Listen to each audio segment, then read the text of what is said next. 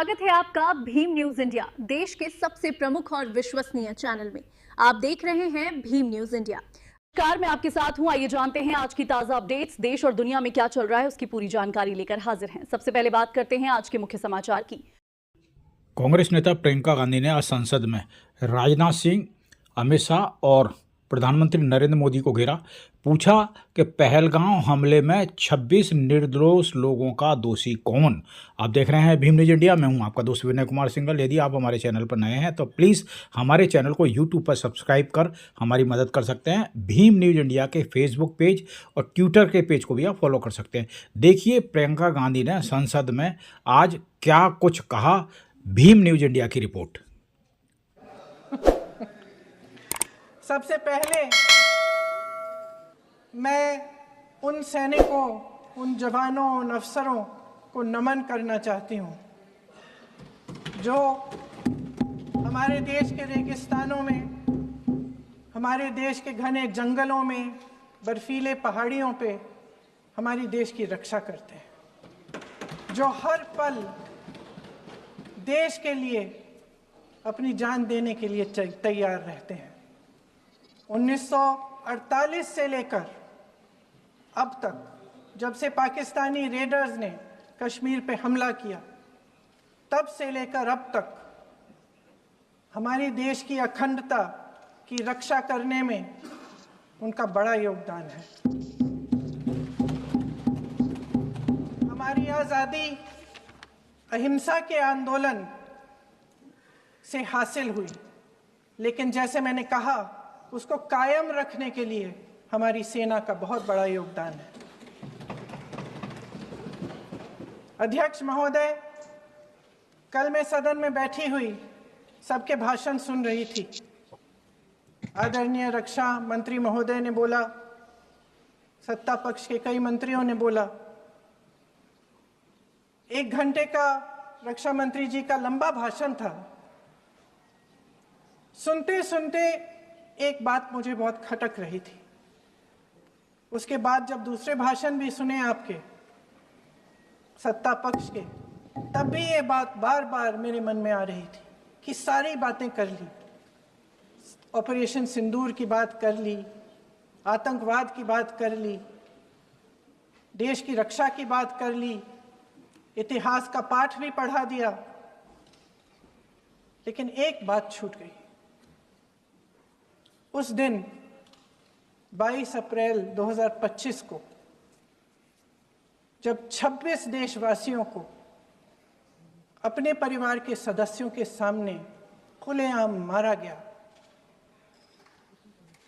तो ये हमला कैसे हुआ, क्यों हुआ?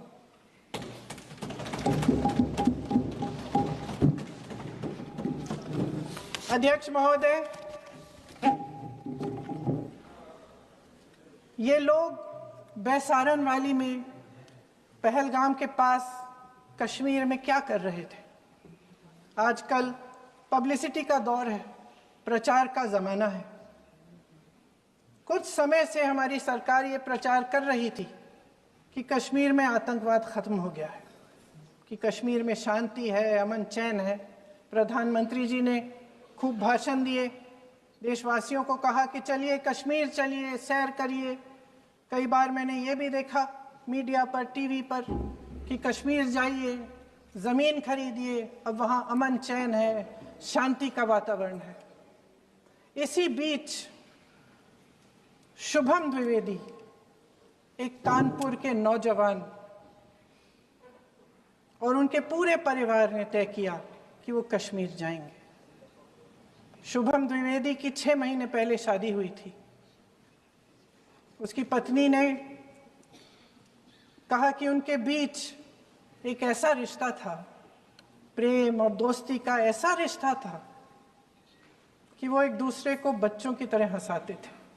सोशल मीडिया पर एक वीडियो भी जारी है जिसमें पूरा परिवार एक साथ बैठा हुआ ताश खेल रहा है और ऐसे हंस रहे हैं कि उस वीडियो को देख के किसी का भी दिल टूट जाए कि इस परिवार को इस तरह से उजड़ने क्यों दिया हमने। 22 अप्रैल 2025 को बेसारन वैली में मौसम का मिजाज अच्छा था। जैसे हर रोज लगातार 1000 से 1500 लोग वहां पहुंचते थे, उसी तरह से उस दिन भी तमाम पर्यटक वहां पहुंचे। वहां का रास्ता आसान नहीं है अध्यक्ष महोदय जी, जंगल से जाना पड़ता है, पहाड़ों के बीच जाना पड़ता है, घोड़े से जाना पड़ता है। ये परिवार वहां पहुंचे, मौसम सुहाना था, उनके बच्चे ट्रैम्पोलिन पे खेल रहे थे, कोई जिपलाइन कर रहा था, कोई चाय पी रहा था, तो कोई कश्मीर की सुंदर वादियों की ठंडी हवा का मजा ले रहा था। शुभम अपनी पत्नी के साथ एक स्टॉल पे खड़े थे। तभी अचानक 4 आतंकवादी जंगल में से निकलते हैं और शुभम को वहीं अपनी पत्नी के सामने मार डालते हैं। उसके बाद वे वहां से पूरे वैली में 1 घंटे के लिए लोगों को चुन चुन कर मारते हैं। किसी के पति को अपनी पत्नी के आंखों के सामने, किसी के सामने चुन चुन कर 26 लोगों को मार डालते हैं। शुभम की पत्नी घबराकर वहां से भागने की कोशिश करती है, अपनी जान बचाने के लिए जंगल की तरफ दौड़ती है। वहां पता चलता है कि तमाम लोग जंगल की तरफ दौड़े हैं और अपनी जान बचाने की कोशिश कर रहे हैं। कोई अपने बेटे का हाथ पकड़ के पहाड़ों पर घसीटता हुआ जा रहा है, कोई कश्मीरी घोड़े वालों और गाइडों की मदद लेते हुए चले जा रहा है। कोई रास्ता नहीं है, कोई तरीका नहीं है, लेकिन किसी न किसी तरह से शुभम की पत्नी के शब्दों में किसी ऐसी शक्ति ने हमको बचा कर रखा कि हमें किसी न किसी तरह से हम अकेले नीचे पहुंचे। और मैं उनके लफ्ज पढ़ना चाहती हूं,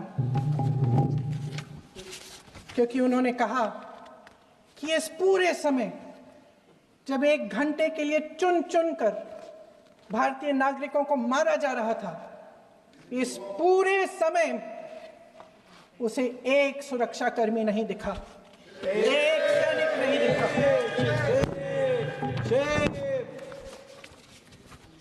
शुभम की पत्नी ने कहा, कोट, मैंने अपनी दुनिया को खत्म होते हुए देखा।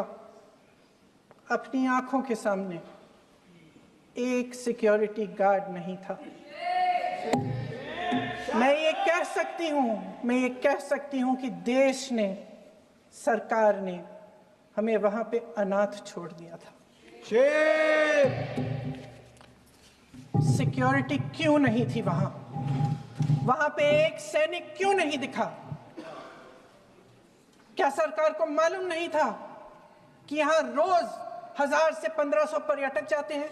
क्या सरकार को मालूम नहीं था कि यहाँ के पहुंचने के लिए जंगल के रास्ते से जाना पड़ता है? अगर कुछ हो जाएगा तो लोग वहां से निकल नहीं पाएंगे।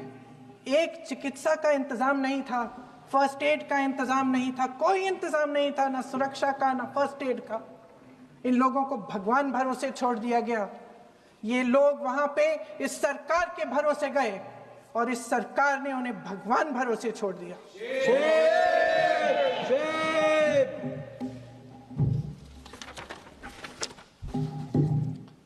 मैं पूछना चाहती हूं, ये किसकी जिम्मेदारी थी?